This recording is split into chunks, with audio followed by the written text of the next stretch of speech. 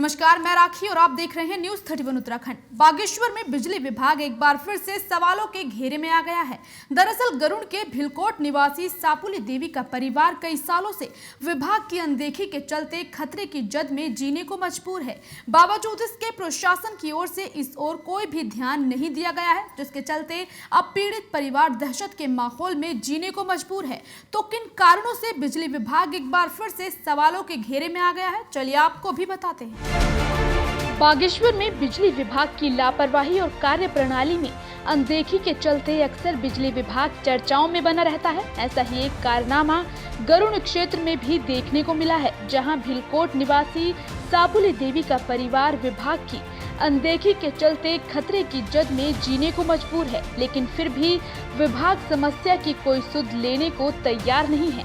आपको बता दें कि गरुड़ के भिलकोट गाँव में सापुली देवी के आवास के छत पर बिजली के तार झूल रहे हैं, जिससे कि लगातार परिवार के लोगों में दहशत का माहौल बना हुआ है। साथ ही कई बार दुर्घटना होने के आसार भी नजर आ गए हैं। वहीं पीड़ित परिवार का कहना है कि बीते 3 सालों से कई बार विभाग और प्रशासन को मामले से अवगत करा दिया गया है, लेकिन स्थिति जस की तस बनी हुई है।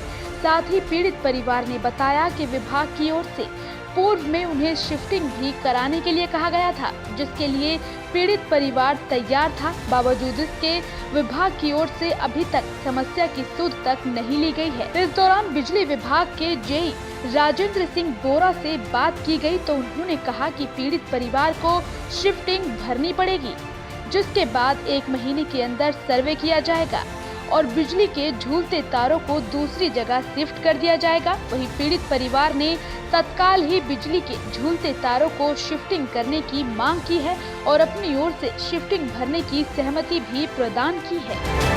वहाँ से कार्रवाई की हमने, आएंगे बोला। जो हमारे लाइनमैन साहब हैं उन्होंने भी बोला हमको, मेरे को आगे से ऑर्डर आएगा, उसके बाद मैं हटाऊंगा, और अभी भी नहीं हट पाया।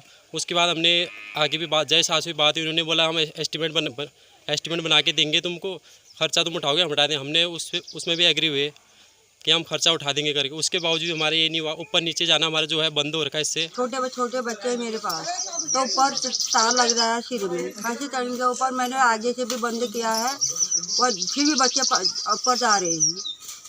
इसको कार्रवाई कितनी दिन कर दी है हमने, कोई भी नहीं आया देखने के लिए। आगे भी मैंने कार्रवाई की, बक्सर भी गए बच्चे। अभी मैं मौजूद हूँ गरुड़ विकासखंड के भिलकोट ग्राम सभा में। यहाँ विद्युत विभाग की लापरवाही के चलते एक परिवार जो है विगत 11 सालों से भयभीत अवस्था में जीने को मजबूर हैं। जी हाँ, हम बात कर रहे हैं सापुली देवी की, जो कि भिलकोट की निवासी हैं। विगत 11 सालों पहले इन्होंने अपना यहाँ पर मकान का निर्माण करवाया।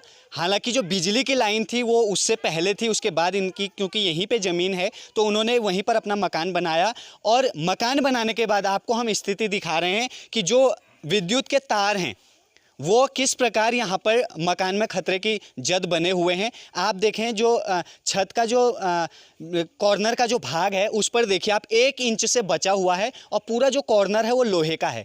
ऐसी स्थिति में अगर इनके छोटे बच्चे कभी छत पर आते हैं, कभी यहाँ पर बगल पर अगर हाथ रख देते हैं या अनजाने में कोई सीढ़ियों से ऊपर आता है तो वो निश्चित रूप से यहाँ पर घायल हो सकता है, यहाँ तक कि उसकी जान को भी खतरा बन सकता है। कई बार प्रशासन को, विद्युत विभाग को इन लोगों के द्वारा अवगत करा दिया है, लेकिन स्थिति जस की तस बनी हुई है। वहीं जब हमने विद्युत विभाग के जेई सर से हमने इसकी पड़ताल करनी चाहिए तो उन्होंने कहा कि जो परिवार है जिसको अभी इस कष्ट का सामना करना पड़ रहा है उन्हें शिफ्टिंग भरनी होगी, उसी के बाद हम लोग अपनी कार्रवाई करेंगे। और जो पीड़ित परिवार है उनका ये भी आरोप है कि हमने पहले कई बार शिफ्टिंग के लिए बता दिया गया है कि हम लोग शिफ्टिंग देने के लिए तैयार हैं, लेकिन बावजूद उसके विद्युत विभाग इसका कोई भी संज्ञान लेने को यहाँ पर नदारत है।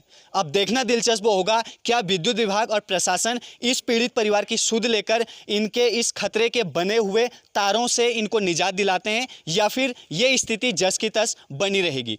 न्यूज़ 31 उत्तराखंड के लिए गरुड़ भिलकोट से प्रमोद जोशी। उत्तराखंड से जुड़ी तमाम खबरों को देखने के लिए हमारे चैनल को सब्सक्राइब करें और बेल आइकन दबाना ना भूलें।